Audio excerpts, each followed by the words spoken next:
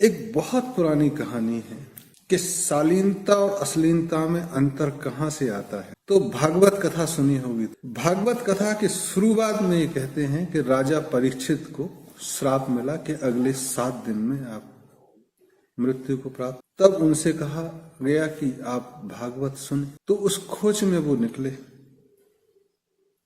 उनको बताया गया कि भागवत या तो व्यास जी कह सकते हैं या उनका बेटा सुखदेव।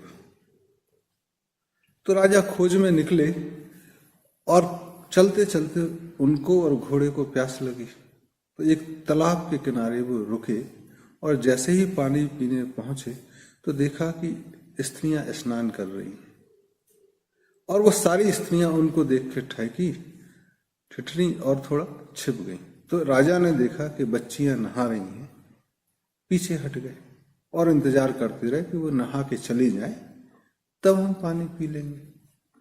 थोड़ी देर में एक बुजुर्ग सज्जन आए, सफेद दाढ़ी, और गए और जोर से खखारा तो सारी स्त्रियां, लड़कियां वो छिप गई और वो बुजुर्ग सज्जन ने आराम से स्नान किया और जब वो चले गए तो लड़कियां फिर आई। फिर थोड़ी देर में एक नग्न युवा वहां पहुंचा, उसने नहाया, लड़कियां भी नहाती रही, वो नहा के चला गया, लड़कियां भी थोड़ी देर बाद नहा के आई। तो राजा को बहुत अजीब लगा।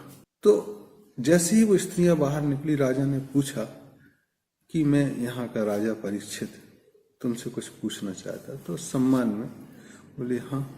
बोले मैं एक अजनबी तालाब में आया पानी पीने और मुझे देख के आपका चौंकना स्वाभाविक था। फिर आप चौंके और हम हट गए। उसके थोड़ी देर बाद एक बुजुर्ग सज्जन आए, सफेद दाढ़ी, और वो नहाए और आप सारे लोग उनसे छिप के दूर चले गए। थोड़ा समझ में आता है। लेकिन फिर एक नग्न युवा आया और आप लोग वैसे ही स्नान करते रहे, ये हमें समझ नहीं आया। तो लड़कियों ने कहा कौन सा नग्न युवा आया? कोई तो आया नहीं वहां। नहीं, वो एक आदमी आया था और नहा। अरे बोले सुखदेव की बात कर रहे हो? उन्हें तो हम बचपन से ही ऐसा देख रहे हैं। ना सुखदेव को कोई अश्लील चीज ध्यान आई, न लड़कियों को आई, और वो नहाते रहे। तो मन में चीजें अंतर लाती हैं कि आप शालीन हैं तो आपके पास से ऐसी सुगंध या दुर्गंध नहीं उठती है कि दूसरा अफेक्ट हो।